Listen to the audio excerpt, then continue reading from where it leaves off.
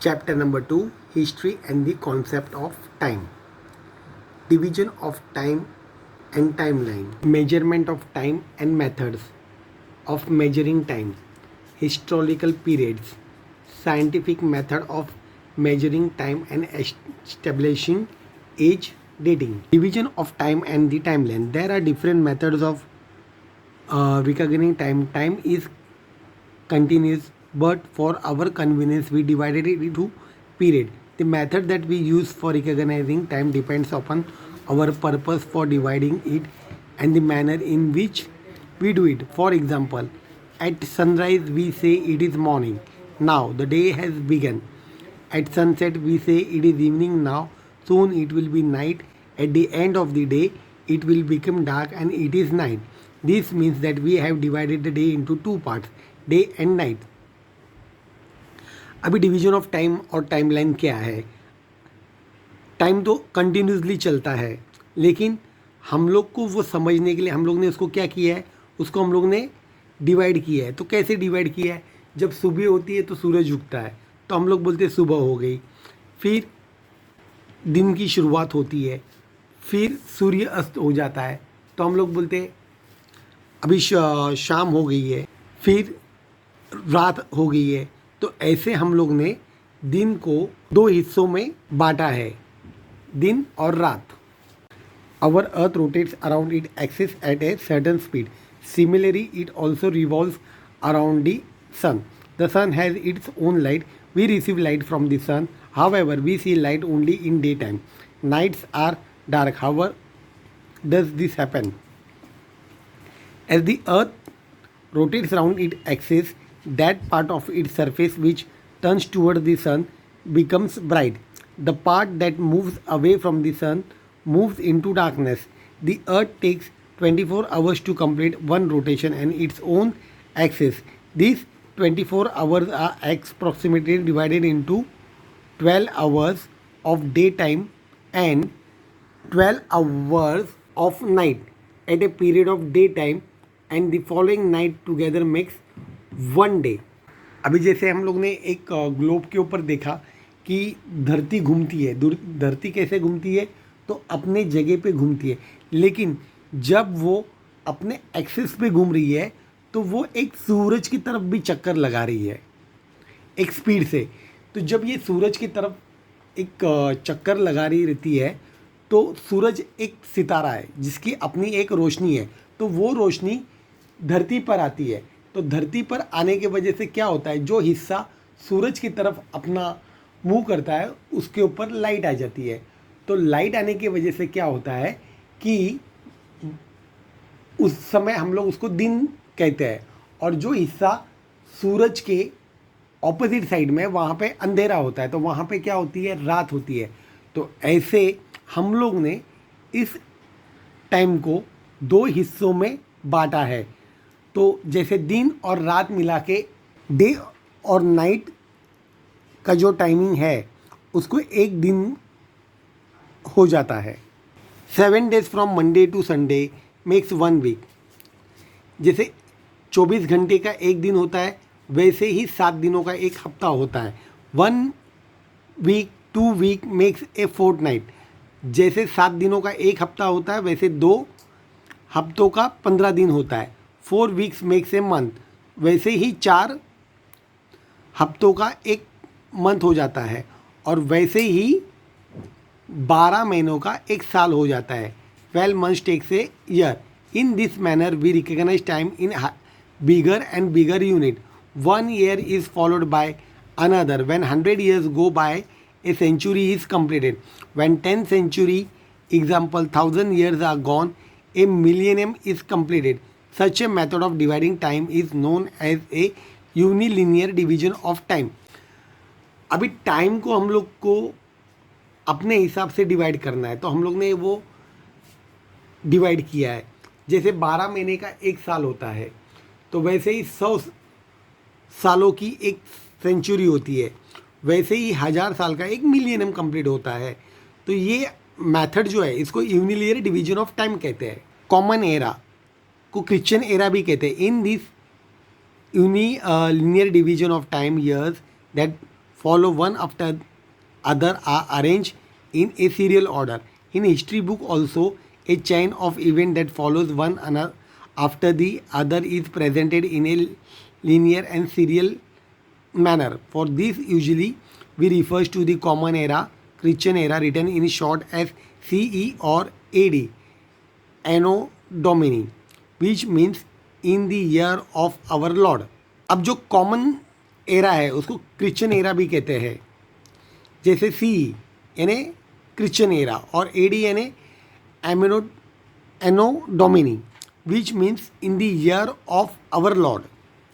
The calendar we use today is based on the Christian era, now called the Common Era. This era begins in memory of Jesus Christ. The first year of this era is the era when it began. It is shown with the number 1. The year after that are indicated by the next number in the serial order. The first 100 years.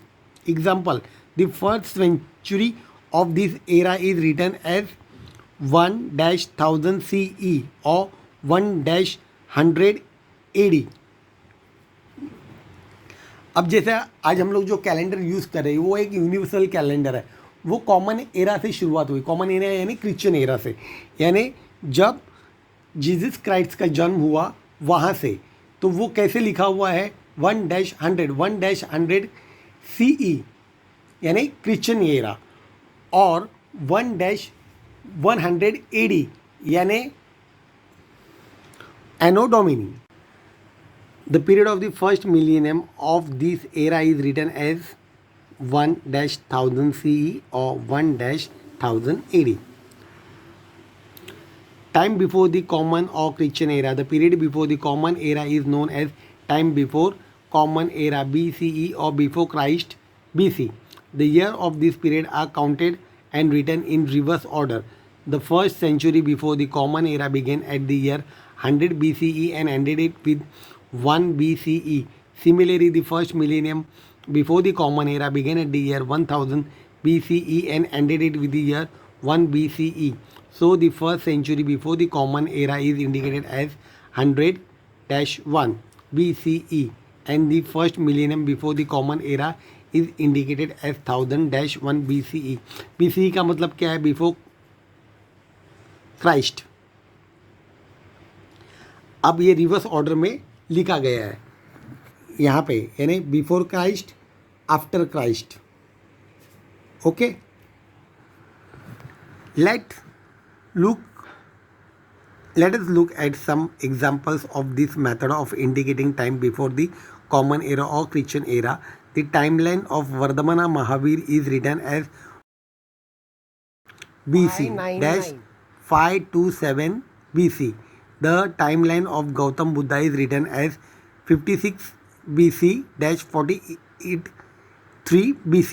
BC का मतलब क्या होता है कि before Christ, यानी वर्धमान महावीर का समय कब था? तो क्राइस्ट का जन्म होने से पहले 600 साल.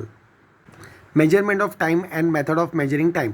To measure time is to measure the length of time. We know the following units of measuring time: second, minutes, hour, day, week, fortnight, month, year, century, and millennium.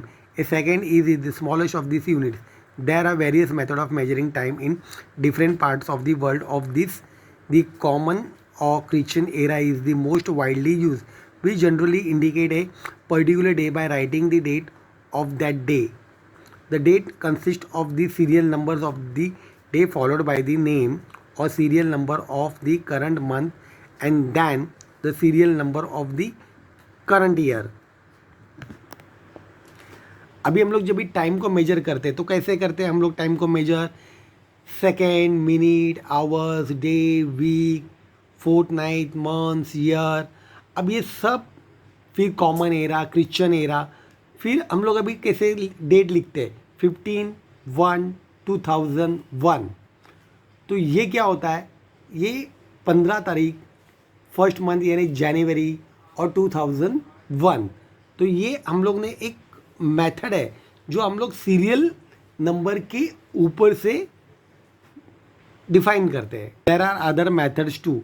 We have seen that the Christian era began in the memory of Jesus Christ. It is an age-old custom to start a new era to commemorate a special event, as for example the coronation of great king. We knew that Chhatrapati Shivaji Maharaj has started a new era of Shaka known as Rajya Abhishek Shaka in 1674 AD to commemorate his coronation.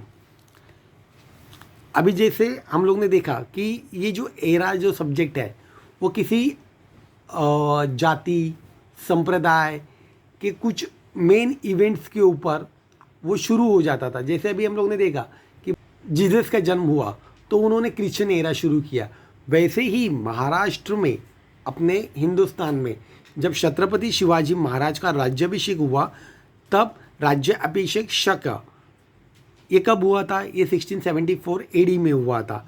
तो इस time को राज्याभिषेक शक कह के एक नया calendar शुरुआत की गई। वैसे ही Shalivahan Shaka and Vikram Samvat are two eras that are use in India. The founder of Islam prophet Mohammed migrated from Mecca to Medina. The Hijri era was started to commemorate this event. The Parsi community India used the Shahanshahi era. अब हर एक अपने अपने cast के हिसाब से या समाज के हिसाब से कुछ इम्पोर्टेंस होता है तो वहाँ से वो अपना एक कैलेंडर शुरू करते हैं। अभी अगर हम लोग ऐसे देखेंगे तो हर साल में हम लोग 50 लोगों के 50 कैलेंडर देखेंगे। तो अगर किसी के यहाँ पे 2 तारीख होगी तो किसी के यहाँ पे 4 तारीख होगी, तो ये कन्फ्यूजन दूर करने के लिए हम लोग क्रिश्चियन एरा एक कॉमन कैलेंडर यूज़ करते हैं। Historical period. We learn in the first lesson that history is a science that tell us about event that happened in the past. History क्या है? एक साइंस है। वो क्या बताता है कि पास्ट में क्या हुआ है। We have learn that every bygone movement makes the past. जैसे जैसे समय जाता है वो क्या होता है? वो पास्ट हो जाता है। The past is the subject matter of history. और पास्ट को ही हम लोग क्या कहते हैं? हिस्ट्री कहते हैं। In a broad sense the period of history goes back to the time of the birth of our solar system. ऐसे ही हम लोग जब पीछे की तरफ जाएंगे तो कहाँ से शुरुआत होगी? ये धरती का जो सोलर सिस्टम है वो जब बना, वो कब बना? Our solar system came into being about 4.5 billion years ago. Our Earth is a planet. Earth क्या है? एक planet है in the solar system.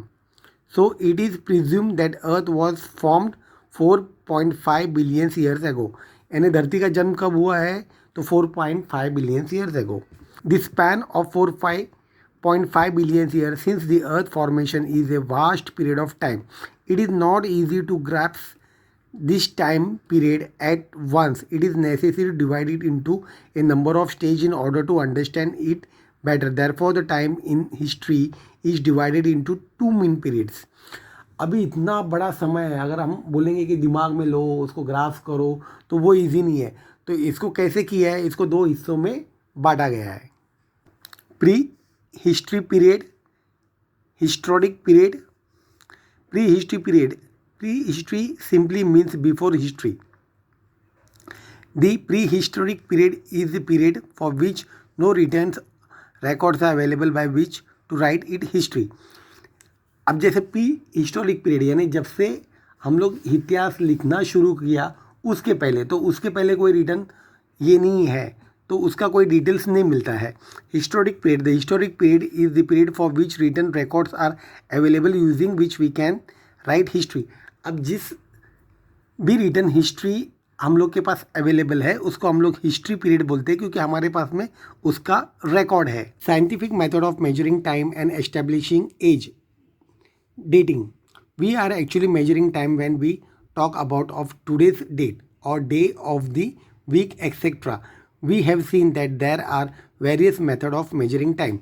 This method allows us to identify a particular day, month or year with respect to an earlier or later day, month or year. For example, if it is a June, then we know that the earlier month was May and the next will be July. If today is the 10th of June, then we will tell that tomorrow is 11th of June and yesterday was 9th of June. Thus when we measure time, we actually measure its length. अब time को major करने का हिसाब क्या होता है कि हम लोग उसकी लंबाई मेजर करते हैं. तो कैसे हम लोग उसको मेजर करते हैं कि आज कौन सा दिन है, आज कौन सी तारीख है, कौन सा महीना है. तो जैसे अगर हम लोग देखेंगे कि आज 5 जून है तो आसानी से पता चलता है हम लोग को कि कल 6 जून है. तो 5 जून के पहले क्या था, 4 जून था. तो ऐसे ही हम लोग उसकी लंबाई मेजर करते हैं. जैसे मंथ होता है जनवरी, फरवरी, मार्च. तो अभी समझो मार्च चल रहा है तो हम लोग बोलेंगे अगले महीने अप्रैल है. तो मार्च के पहले क्या था, फरवरी था. The events before the beginning of the Common Era are mentioned as having occurred before the Common Era. Information about some of these events can only be obtained with the help of evidence buried under the ground. This evidence is usually in form of broken man-made artifacts and fallen structure. With the help of this remaining and using scientific method, we can determine the time of the event that took place thousands of years ago. अभी जैसे common era शुरू हुआ तो हम लोग के पास में evidence कहाँ से आए, तो जब ज़मीन में कुछ खुदाई की गई या कुछ पुराने खंडर थे वहाँ पे जब कोई इंसान गया तो उसको उस चीज़ों के ऊपर से पता चला कि ये कितना साल पुराना है. There are many layers of soil deposited one above the other under the surface of the ground.